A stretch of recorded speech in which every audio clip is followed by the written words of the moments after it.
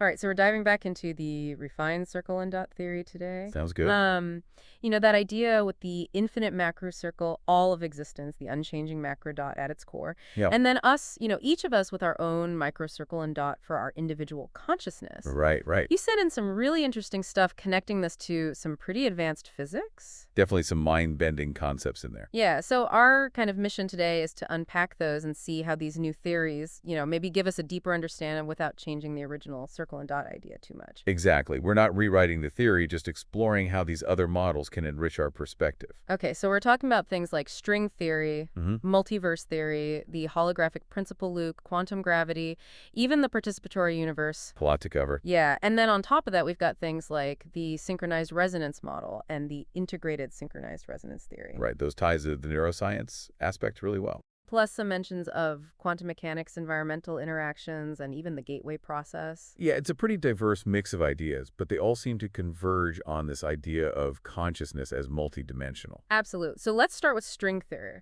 Okay. We've got this idea of the universe being made up of these tiny vibrating strings, right? Yep, that's the basic premise. So how does that connect to our little micro dot of consciousness? Well, what's really fascinating is the idea that these vibrations might not just be responsible for creating matter and energy, but could also underlie consciousness itself. Okay. One of the sources you sent in suggested that the specific frequencies of these vibrating strings Right. could actually correspond to different states of consciousness. Wow. So it's almost like each microdot has its own unique vibrational signature. Interesting. And it's ultimately rooted in the macrodot, the source of all those vibrations. So then death in this framework could be seen as like a shift in that vibrational state. Exactly. Maybe to a different dimension even. Yeah, potentially. That's pretty mind-blowing. It is. Okay, so let's move on to the multiverse. All right. How does our individual consciousness fit into this picture of an infinite number of universes? Well, think of the macro circle not just as our universe, Okay. but as the entire collection of universes, all of them together. The multiverse itself. Exactly. In this view,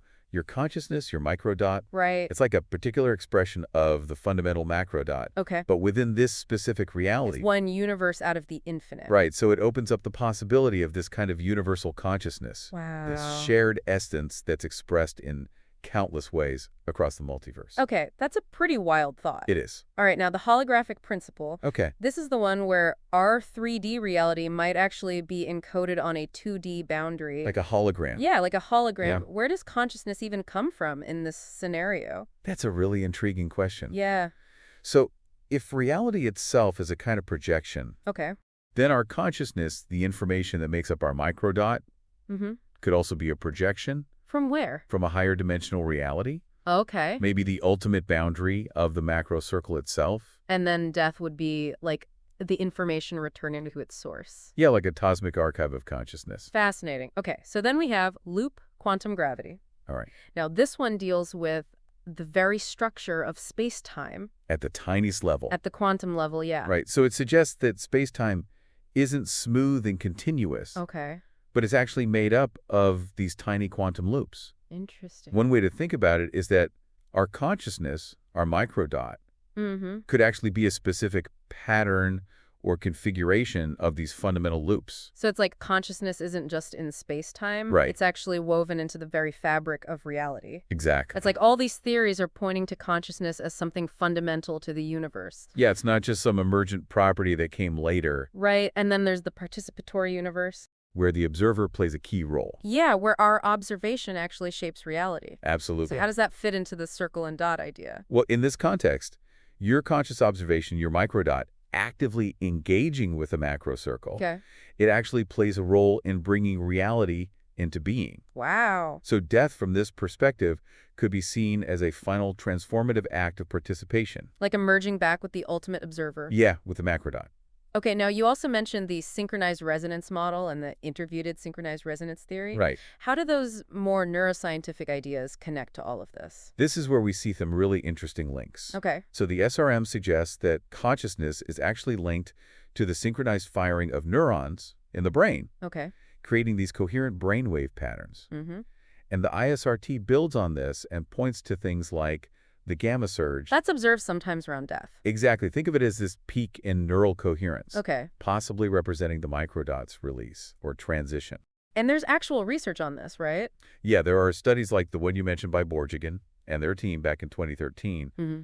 They documented these bursts of high-frequency brain activity Near death. right around the time of death. So it's like those gamma and theta brain waves that we can actually measure with EEG Right. might be the physical manifestations of these more theoretical ideas. Exactly. The idea of consciousness as vibration or information And then things like medication, could potentially influence these patterns. as the SRM and ISRT suggest. Yeah, that's one of the exciting possibilities that come out of this. And even external factors like Schumann resonances. The Earth's electromagnetic frequency? Right, and techniques like the gateway process using binaural beats. Those could also influence our brain states. It really does seem like these advanced ideas in physics and neuroscience. They don't contradict the circle and dot theory at all. No, they just give us a much richer, more detailed understanding.